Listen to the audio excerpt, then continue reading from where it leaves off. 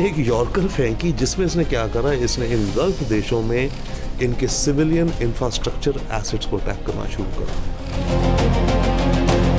जो खामेनेई मारा गया, इसमें एक इनका एसेट था, वो CIA का बंदा था, इनसाइडर, जिसने इनको एग्जैक्ट डिटेल दी।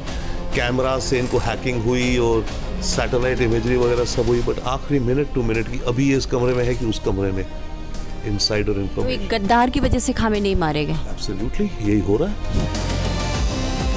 ईरान के पास फिलहाल न्यूक्लियर बॉम्ब नहीं है, शायद न्यूक्लियर बॉम्ब नहीं है। अगर होता तो मेरे ख्याल से ईरान को अभी तक वो न्यूक्लियर टेस्ट कर लेना चाहिए था। नमस्कार, आप देख रहे हैं टाइम्स नाउ नव भारत का डिजिटल प्लेटफॉर्म और मैं हूं प्रतिभा ज्योति।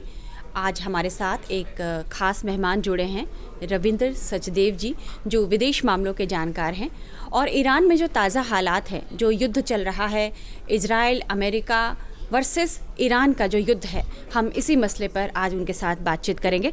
सर, बहुत बहुत स्वागत है आपका टाइम्स नाउ भारत के डिजिटल प्लेटफॉर्म पर। मैं सबसे पहले ये जानना चाहती हूँ कि ईरान पर जो हमला हुआ 28 फरवरी को, अमेरिका और इजराइल ने मिलकर जो ईरान पर हमला किया, उसके बाद देख रहे हो कि 1200 लोगों की वहाँ मौत हो गई।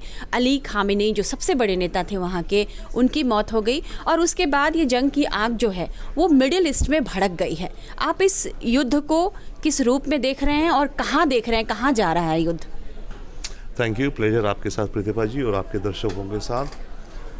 इस युद्ध की हिस्ट्री कहानी तो काफ़ी है, हम जा भी सकते हैं उसमें, पर अलग देखेंगे। अगर आप इमीडिएट की बात कर रहे हैं तो ये युद्ध फिलहाल मेरे ख्याल से अमेरिका और इजराइल ने जैसे सोचा था वैसे शायद नहीं जा रहा पूरा।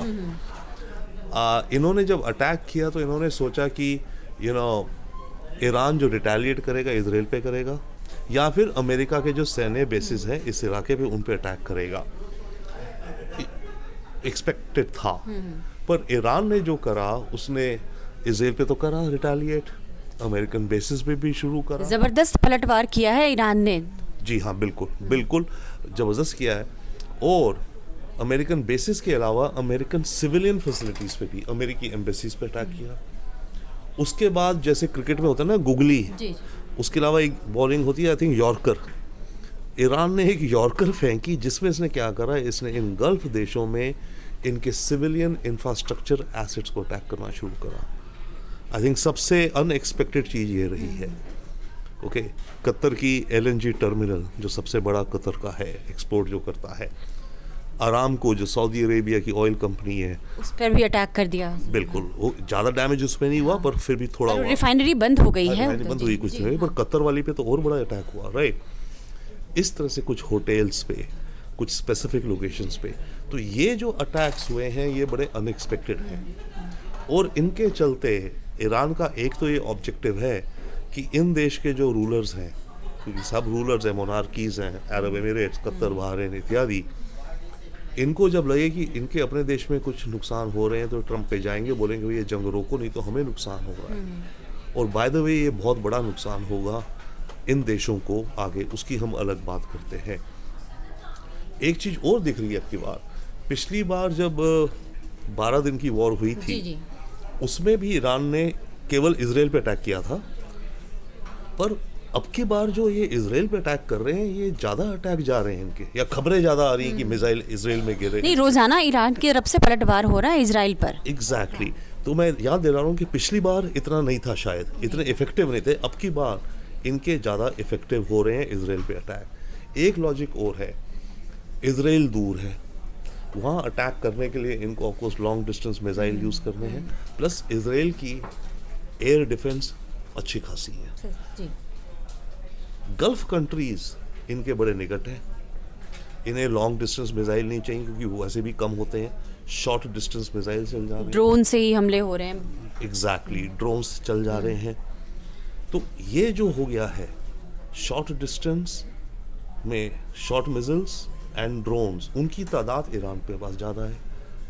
तो ईरान को ये एक ज़्यादा इफ़ेक्टिव दिख रहा है कि ठीक है इजराइल पे तो मारूं तो मैं मारूं, मैं यहाँ मारूं 100 मैंने फेंके इजराइल तो वहाँ पे 2 गिरेंगे, यहाँ 100 फेंके तो 10 गिरेंगे। एंड ऑब्वियसली यहाँ पर एयर डिफेंस टेल अवीव जैसी नहीं है, ओके, कई देशों में।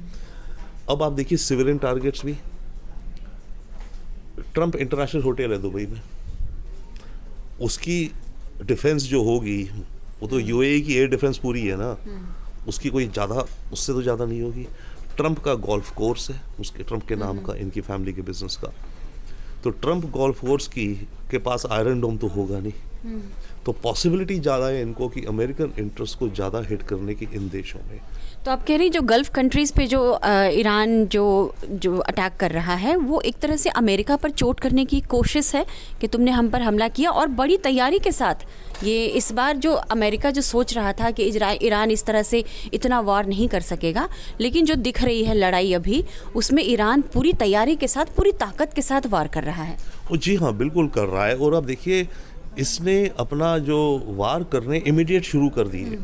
तो ये कहा जा रहा है कि खामनेई की मौत से पहले, पिछली वॉर के बाद इन्होंने डिसाइड कर लिया था कि अगर मारे भी गए तो क्या होगा, क्योंकि इन्हें दिख रहा था जंग तो होनी है फिर से।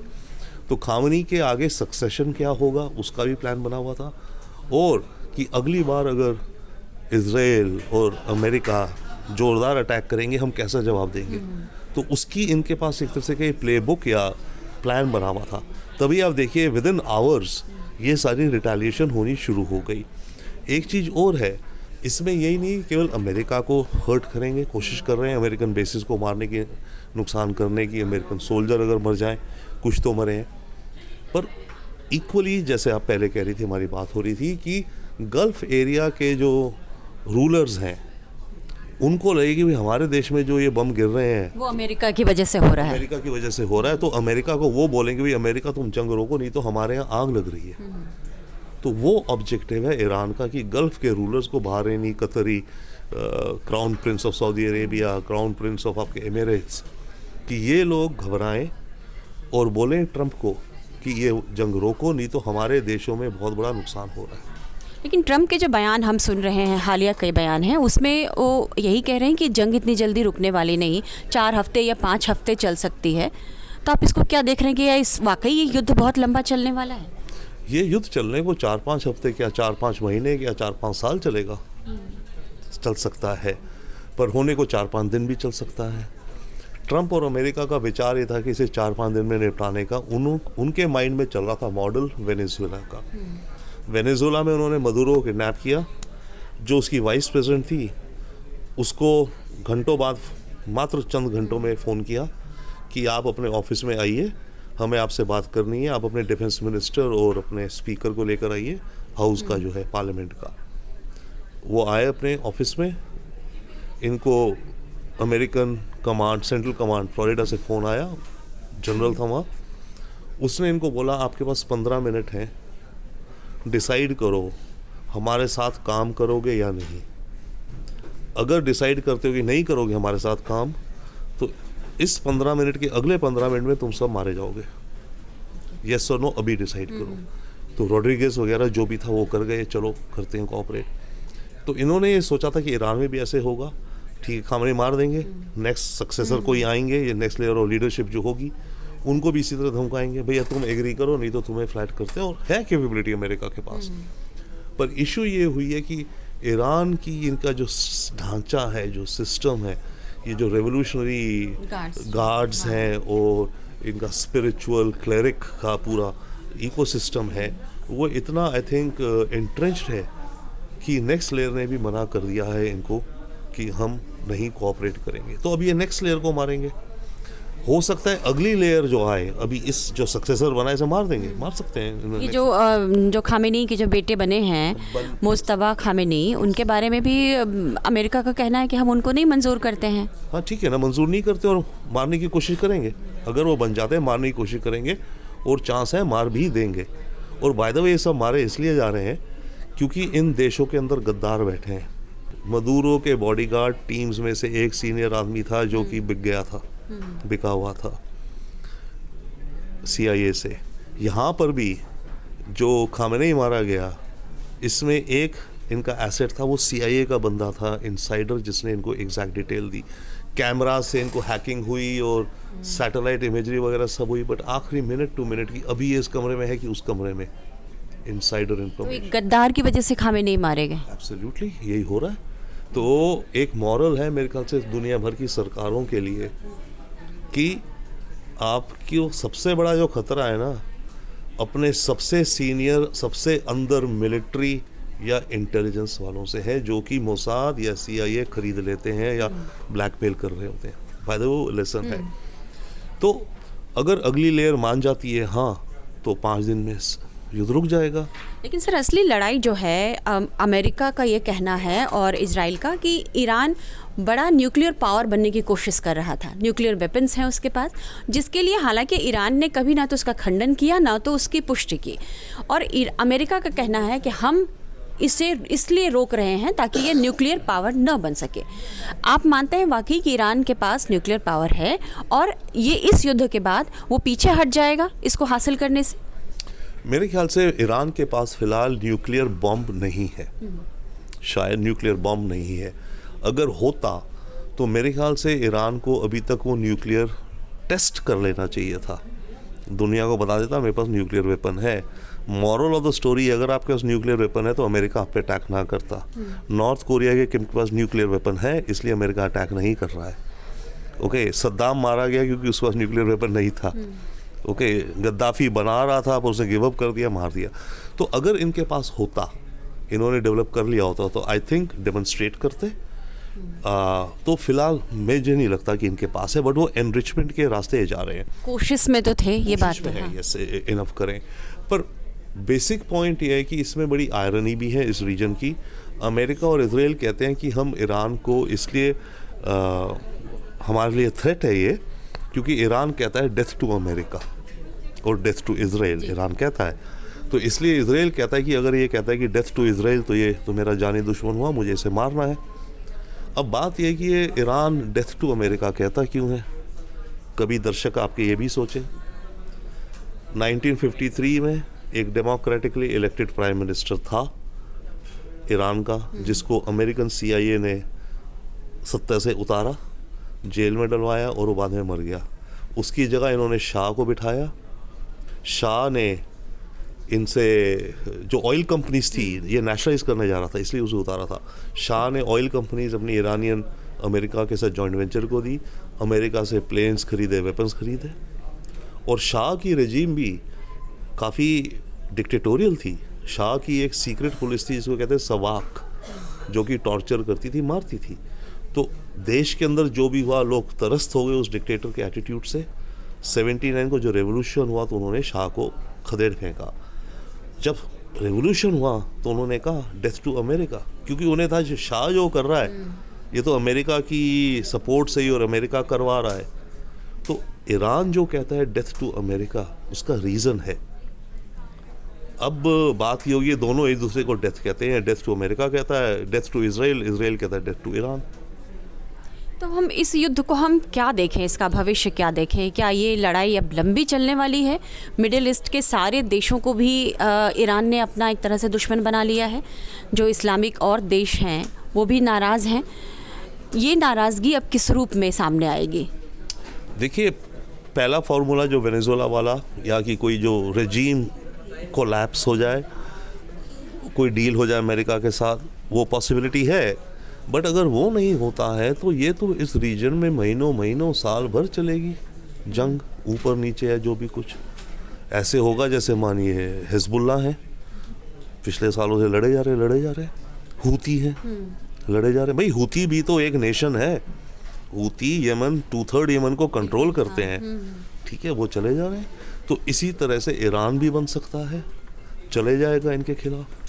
एक अमेरिका की एक कोशिश है कि हाँ सत्ता परिवर्तन होना, इसलिए मैं कहीं पढ़ रही थी कि अमेरिका एक बी प्लान पे काम कर रहा है कि जो इराकी कुर्द लड़ाके हैं उसको एक्टिव कर दिया जाए, क्योंकि मुझे लग रहा है कि करीब 2 लाख ऐसे इराकी कुर्द लड़ाके हैं, इनको एक्टिव कर दिए और ईरान में गृह युद्ध जैसे हालात पैदा कर दिए जाएं।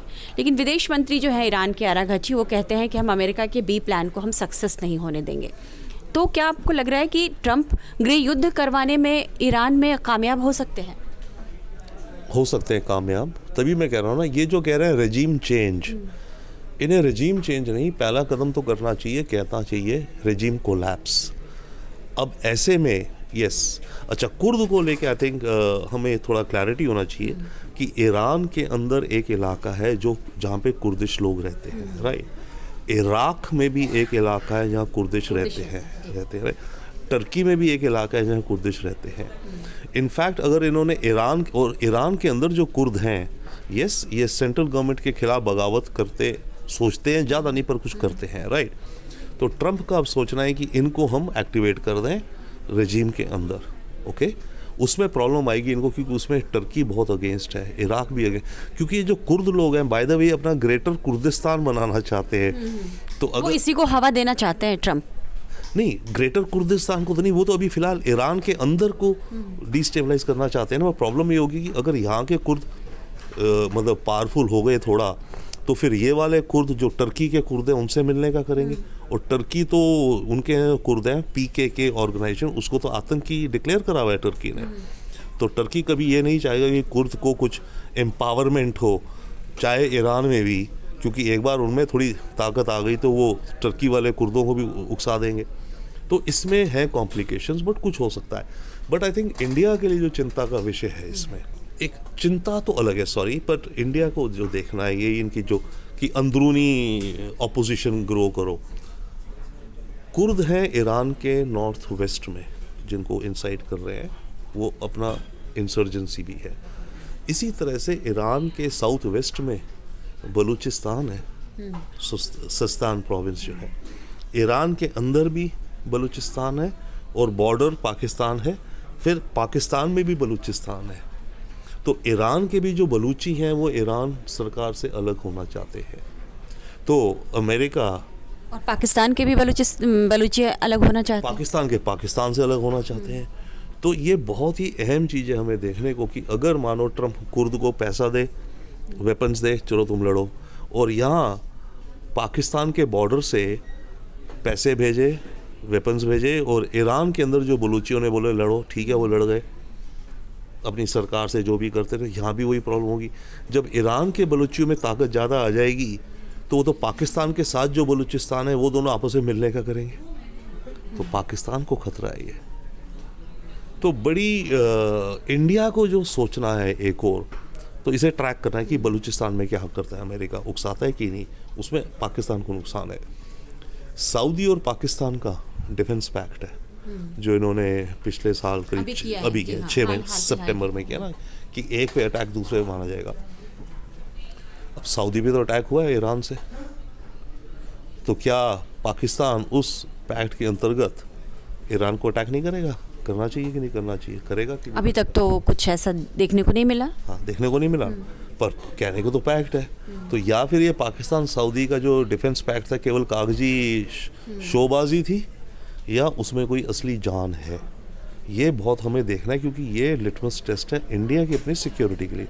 कल को हमारा पाकिस्तान से कुछ हो तो क्या सऊदी अरेबिया पाकिस्तान के साथ हमारे खिलाफ लड़ेगा या हमारा तेल बंद कर देगा? So that's a very worrisome thing for India to track. ये इसमें क्या करेंगे?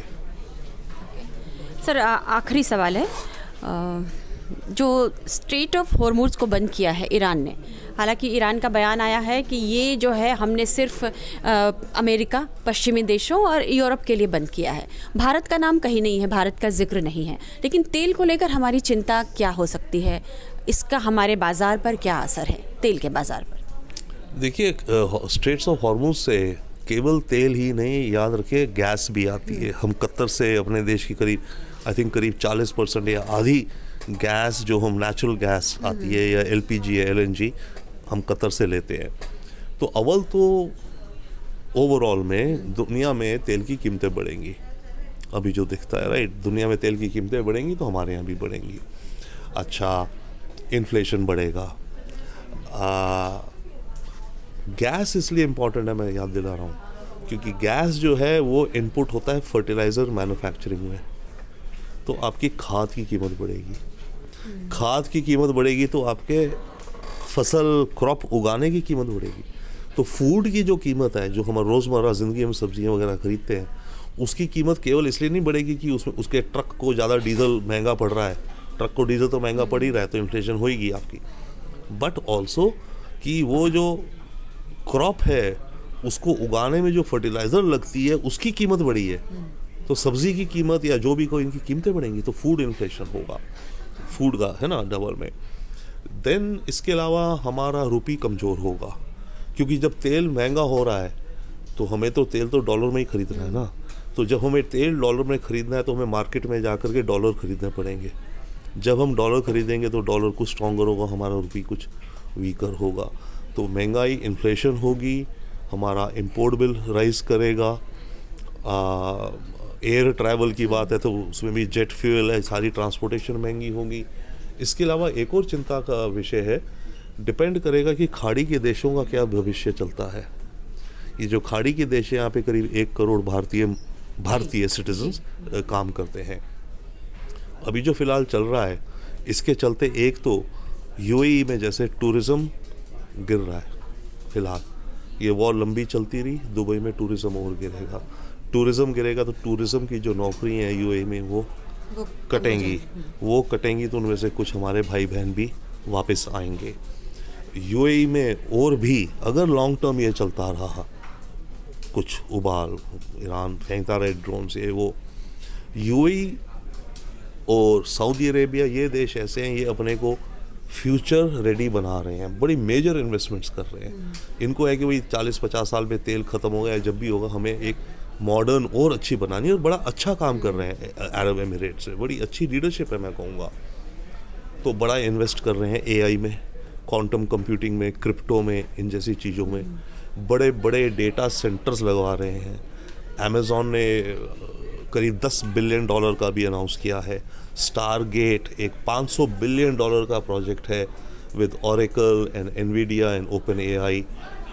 अब इतने बड़े बड़े अगर डेटा सेंटर यहाँ इन्होंने लगाने के इन्वेस्टमेंट्स आनी है, और आज की तारीख में ये डेटा सेंटर मीलों मील लंबे लंबे बिल्डिंग्स होती हैं, तो वो तो सिटिंग डक्स हैं। फिर अगर ईरान से ये चलता रहा मामला, तो ये जो बड़े बड़े इन्वेस्टमेंट्स हैं डेटा सेंटर्स के, उसको करने में कंपनियां संकोच